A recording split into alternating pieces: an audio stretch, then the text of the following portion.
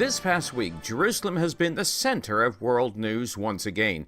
President Donald Trump's decision to move America's embassy to Jerusalem has triggered a diplomatic crisis across the planet. A special emergency session of the Security Council, which attempted to condemn the USA for its recent move, was vetoed by the United States. The president of the Security Council stated the following. The result of the voting is as follows. 14 votes in favor, 1 vote against. The draft resolution has not been adopted owing to the negative vote of a permanent member of the Council. I now give the floor to the members of the Council who wish to make the statement after the vote. I give the floor to the representative of the United States. Thank you, Mr. President. I have been the proud representative of the United States at the United Nations for nearly a year now. This is the first time I have exercised the American right to veto a resolution in the Security Council. The exercise of the veto is not something the United States does often. We have not done it in more than 6 years. We do it with no joy, but we do it with no reluctance. What is troublesome to some people is not that the United States has harmed the peace process. We have in fact done no such thing. Rather, what is troublesome to some people is that the United States had the courage and honesty to recognize a fundamental reality. Jerusalem has been the political, cultural, and spiritual homeland of the Jewish people for thousands of years. They have had no other capital city. But the United States' recognition of the obvious, that Jerusalem is the capital and seat of the modern Israeli government, is too much for some. The United States will not be told by any country where we can put our embassy. A peace process that is damaged by the simple recognition that Jerusalem is the capital of Israel is not a peace process. It is a justification for an endless stalemate.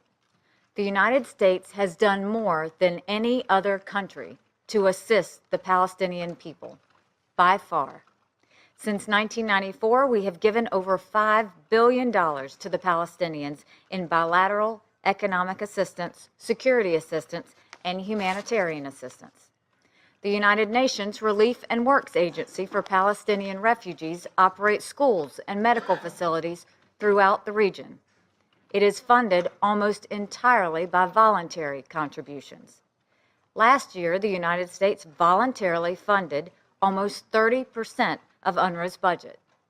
That's more than the next 2 largest donors combined. And it's vastly more than some of the members of this council that have considerable financial resources of their own. I'll be blunt. When the American people see a group of countries whose total contributions to the Palestinian people is less than 1% of UNRWA's budget, when they see these countries accuse the United States of being insufficiently committed to peace, the American people lose their patience. What we witnessed here today in the Security Council is an insult.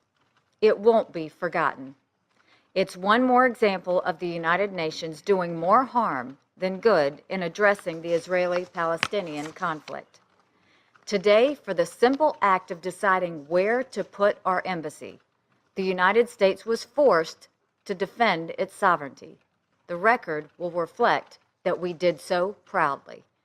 Today, for acknowledging a basic truth about the capital city of Israel, we are accused of harming peace.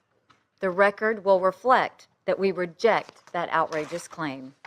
For these reasons, and with the best interests of both the Israeli and the Palestinian people firmly in mind, the United States votes no on this resolution.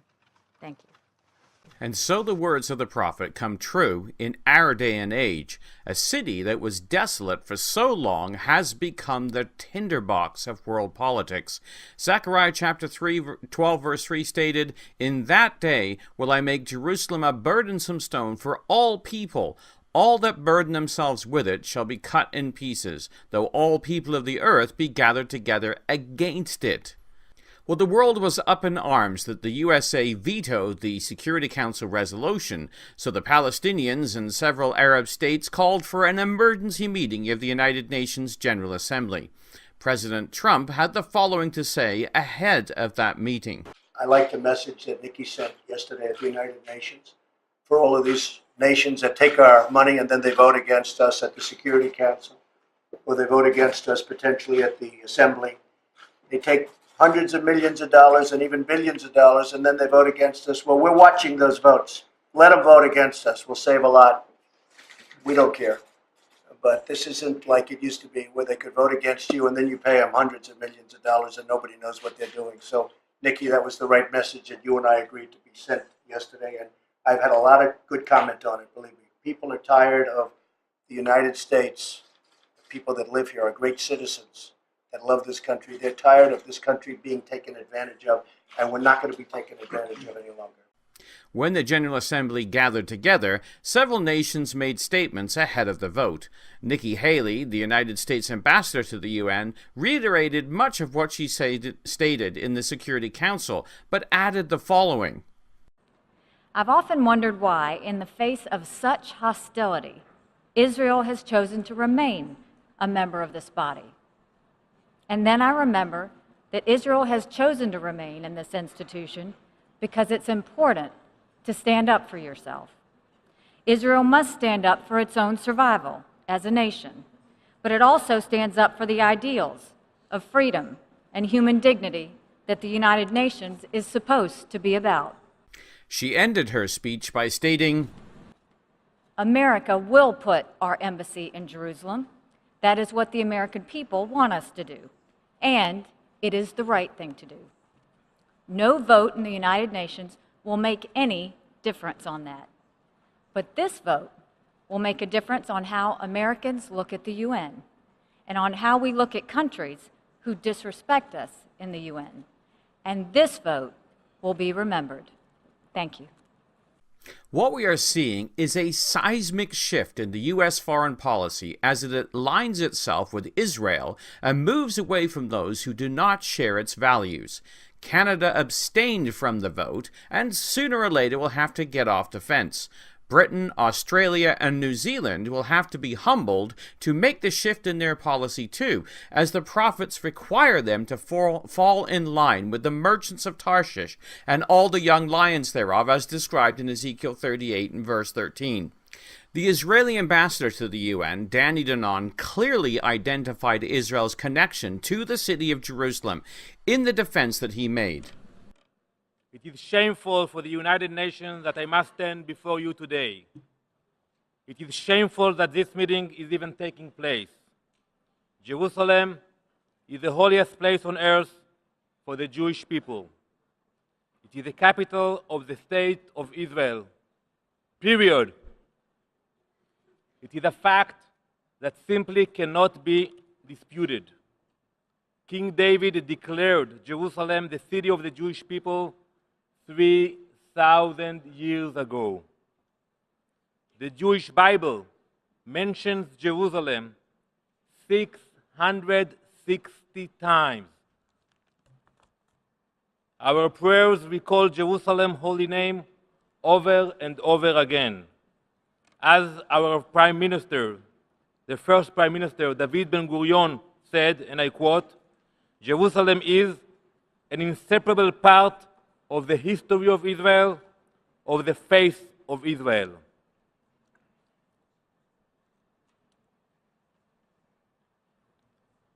I am holding an original coin.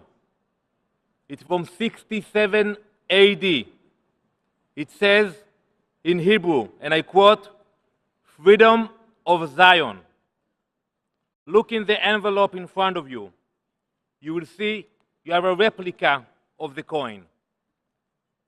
It is clear evidence from the time of our Second Temple. It proves the ancient connection of Jews to Jerusalem. Our bond to Jerusalem is unbreakable.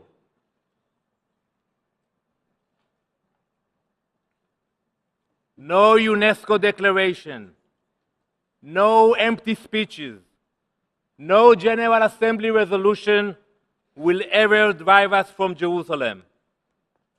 Yet over and over again, those who took the podium talked about a return to the 1967 borders. Speaker after speaker remarked on this. For example, the delegate from Pakistan stated, "Finally, Mr. President, in conclusion, let me say, a viable, independent and contiguous state of Palestine on the basis of internationally agreed parameters, the pre-1967 borders, and with Al-Quds al-Sharif as its capital, remains the only sustainable guarantee for securing and enduring peace in the Middle East."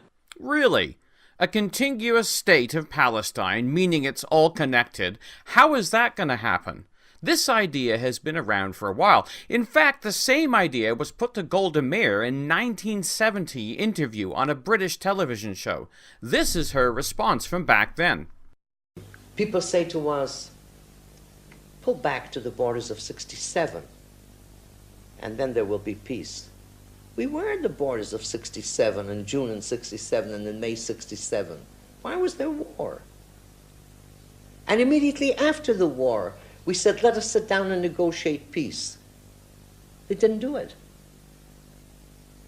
And we say now, we've been saying it over and over again, let us sit down and negotiate a peace which we say will be with an attempt to have agreed borders. Well, that was back in 1970, 47 years ago. Now, things haven't changed much. Israel's ambassador asked the United Nations Assembly to consider its attempts to make peace over the past 20 years. How many times has Israel reached its hand in peace since 1997? How many times have we offered the Palestinians to join us in dialogue? How many times have these calls for peace been rejected? All of us have lost count. When Prime Minister Barak offered the Palestinians a state in 2000, we were met with suicide bombers on our buses and shootings in our streets. In 2005, Prime Minister Sharon disengaged from Gaza. He removed every single Israeli home. You will not find any settlements, any occupation in Gaza anymore. Since then, we have been attacked again and again with rockets and missiles aimed at our civilians. Yet, this body was silent. The United States simply stated a fact. They officially declared what has always been true. Jerusalem has been and always will be the capital of the State of Israel. The fact is, the United Nations is simply a court of man. This was made evident by the representative from Pakistan when she stated, "This parliament of man, this parliament of the world, is the right and appropriate forum." They are a parliament of man, a parliament of the world, and they believe they have the right to decide the fate of the Jewish people. They could not be further from the truth. It is God that has brought back the Jews back to Jerusalem as he foretold in the prophets almost 3,000 years ago. In Joel chapter 3 verse 1 he states, "For behold, in those days and in that time when I shall bring again the captivity of Judah and Jerusalem." Well, Israel's existence, its presence in Judea and Samaria, what the world calls the West Bank or the occupied territories, its recapturing of Jerusalem has come at the hands of Almighty God. No parliament of the world or parliament of man has any prerogative to change his decrees. He is the one that sets up kingdoms and puts men into power. As we read in Daniel chapter 4, verse 17, "This matter is by the decree of the watchers, and the demand by the word of the holy ones, to the intent that the living may know that the Most High ruleth in the kingdom of men, and giveth it to whomsoever he will, and sets up over it the basest of men." The setting up of Donald Trump as President of the United States seems to go against all conventional wisdom. Yet it happened, in spite of the rabid attempts of the world's media to have it otherwise. It is this man and his cabinet that have done what American presidents have feared to do for the past 20 years, recognize Jerusalem as the capital of Israel and move its embassy. God put him in place to do such a thing, and enraged the nations in so doing. All efforts to make peace have been empty since Israel's conception. The real reason isn't land, it's a hatred of the Jewish people, as Prime Minister Golda Meir stated 47 years ago in the same interview. Has there been a single moment since 1967 when you thought that the Arabs were ready to talk? No.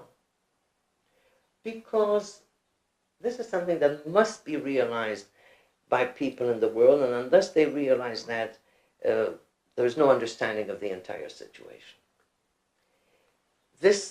Our quarrel with the Arabs is not a quarrel for a piece of land.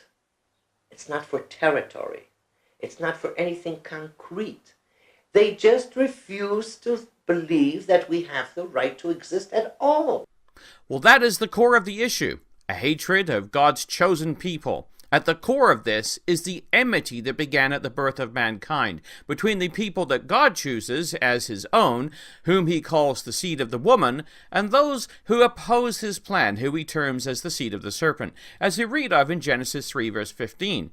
I will put enmity between thee and the woman, between thy seed and her seed. It shall bruise thy head, and thou shalt bruise his heel. The fact is, there will never be true peace until Messiah comes, because man, left to his own devices, can never achieve it. True peace will be unattainable until this time. As he states, the wicked are like a troubled sea when it cannot rest, whose waters cast up mire and dirt. There is no peace, saith my God, to the wicked. Isaiah 57, verses 20 to 21. Well, even the Vatican's Monsignor Thomas Grisa took the podium at the General Assembly. He zeroed in on the real area of interest for the Vatican, and it isn't the plight of the Palestinians. They're just a political pawn to be played when necessary. Mr. President, the delegation of the Holy See wishes to express its appreciation to the member states for their commitment to averting new rounds of violence and to promoting dialogue and negotiations between Israelis and Palestinians on the peace process and the question of Jerusalem. At the same time, it wishes to recall the obligation of all nations to respect the historical status quo of the Holy City in accordance with relevant UN resolutions. Mr. President, the unique identity of Jerusalem, which is of universal interest, consists in its particular nature as a holy city, most sacred to the three monotheistic religions, and a symbol for millions of believers worldwide who consider it their spiritual capital. Its significance goes beyond the question of borders, and this reality should be considered a priority in every negotiation for a political solution.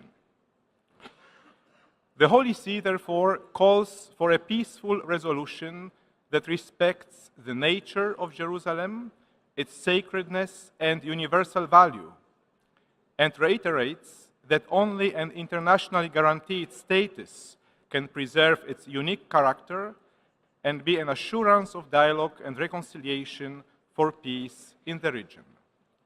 Thank you, Mr. President. Now, what must be noted in this speech is the identification of the Church with Jerusalem. The Vatican uses the term universal several times. This is actually the meaning of the word Catholic. You see, it sees Jerusalem as a Catholic city, its own. They have long stated their goal for Jerusalem to be an international city, outside of the auspices of either the Arab or the Jew, but under its own control. This is what the Vatican means by a status quo. The idea goes back to the resolution on Palestine adopted by the General Assembly December the 11th, 1948, where the Commission recommended a permanent international regime for the territory of Jerusalem and suggested Jerusalem be a corporis separatum, or a separate body, associated with neither the Jewish nor the Palestinian state. Well, the whole partition plan went out the window when the Arabs rejected it and attacked the infant nation of Israel in 1948. Since then, the Vatican has held on to this idea of a corpus separatum for Jerusalem. The historian Baron Avro Manhattan, in his 1982 book, The Vatican-Washington-Moscow Alliance, identified the underlying issue in the Vatican's rejection of Jerusalem as being the capital of Israel. He stated, "A powerful Israel, as a visible expression of Zionism in territorial, political, and military matters, in the long run, was bound to antagonize the Vatican. The interests of each would clash religiously and politically. The result of the forthcoming hostility between the Vatican and Israel would mean the Vatican would be compelled to diminish its opposition to Soviet Russia. Indeed, the Church would seek a form of cooperation with her, the better to contain Israel's ambitions." Page 219. Well, this fact has happened, not with Soviet Russia, but Putin's Russian that's been rebuilt, which together with the Vatican stands as an opponent of Israel. The writer continues, "In Vatican thinking, the stronger Israel became, the stronger would be the ambition of world Zionism, and vice versa. Apart from the geographical presence of a Jewish state in the Middle East, the most controversial characteristic of an Israeli establishment with Jerusalem as a territory and mystical omphalos, or a center, was its messianic nature, the central focus of the Hebrew doctrinal dream. Because of this, the Vatican could not, and would not tolerate the establishment of an Israel which claimed messianic privileges, or rather messianic uniqueness, and which therefore would compete with the Roman Catholic Church as the center of a future spiritual kingdom." End quote. Well, Israel has become exactly that, a unique fulfillment of Bible prophecy, which validates the notion of Messiah coming to Jerusalem and establishing a kingdom. The prophets that foretold the return of the Jews to Judah and Jerusalem and the rest of the nation, as we read in Micah 4, verse 6-7, "In that day, saith the Lord, I will assemble her that halteth, and I will gather her that is driven out, and her that I have afflicted, and I will make her that halted a remnant, and her that was cast off a strong nation, and the Lord shall reign over them in Mount Zion from henceforth forever." Well, the same prophet told of the future center of the world religion being in Jerusalem and not Rome, as we read in Micah 4, verses 1-2. "But in the last days it shall come to pass that the mountain of the house of the Lord shall be established in the top of the mountains, and it shall be exalted above the hills, and the people shall flow unto it. And many nations shall come and say, Come, and let us go up to the mountain of the Lord, to the house of the God of Jacob, and he will teach us of his ways, and we will walk in his paths. For the law shall go forth from Zion, and the word of the Lord from Jerusalem." Well, this will be the impetus for the world peace, not the United Nations or the Vatican that is only trying to maintain its influence and power in the world. Manhattan summed up the issue when he wrote, "In Vatican eyes, therefore, the millennial learning for a global Hebrew theocracy represents a deadly threat to the eschatological teachings of the Catholic Church. When translated into concrete political terms, such a view spells not only rivalry, but implacable enmity. The enmity will translate into war, as Manhattan goes on to predict. The dawning of such a day would herald the coming together of Russia and the Vatican. The two, although remaining basically hostile, nevertheless would cooperate in their joint opposition to the other two imperialisms, namely that of Zionism as opposed to the Vatican, and that of capitalist America as opposed to communist Russia." End quote. Well, while Russia has dropped the communist mantle, its opposition to America remains, and the Bible predicts that it will be this that leads a last crusade into the Middle East, as the prophet Joel continues. "For behold, in those days and in that time, when I bring again the captivity of Judah and Jerusalem, I will gather all nations, and I will bring them down to the valley of Jehoshaphat, and I will plead with them there for my people, for my heritage Israel, whom they have scattered amongst the nations and parted departed my land.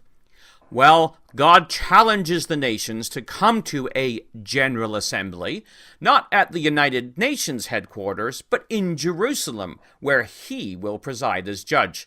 As we read in Joel 3, verse 9, "Proclaim ye this among the Gentiles, prepare war, wake up the mighty men, let all the men of war draw near, let them come up, beat your plowshares into swords, and your pruning hooks into spears. Let the weak say, I am strong.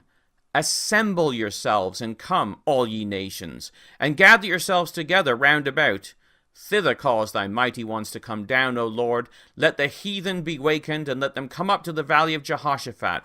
For there will I sit to judge the nations round about." Joel chapter 3, verses 9 to 12. This will be the point of divine intervention, when the mighty ones will come down, and God will judge all nations who assemble themselves against Israel and against Jerusalem to battle. We are seeing the justification of that future General Assembly of Nations beginning now.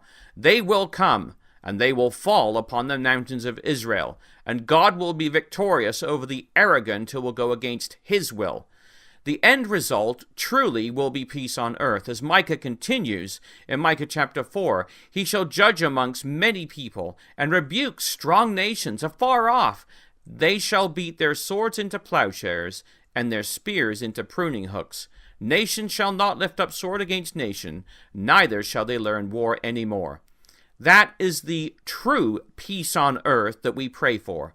A peace which is the result of righteous rule of Messiah in Jerusalem on David's throne. As 2017 draws to a close, we know we are in a Jubilee period. We know the Messiah is soon to come, and we look up and lift up our heads and gird up our loins, for our redemption and the redemption of the nation of Israel draws near. For the Bible in the News, this has been Jonathan Bowen joining you.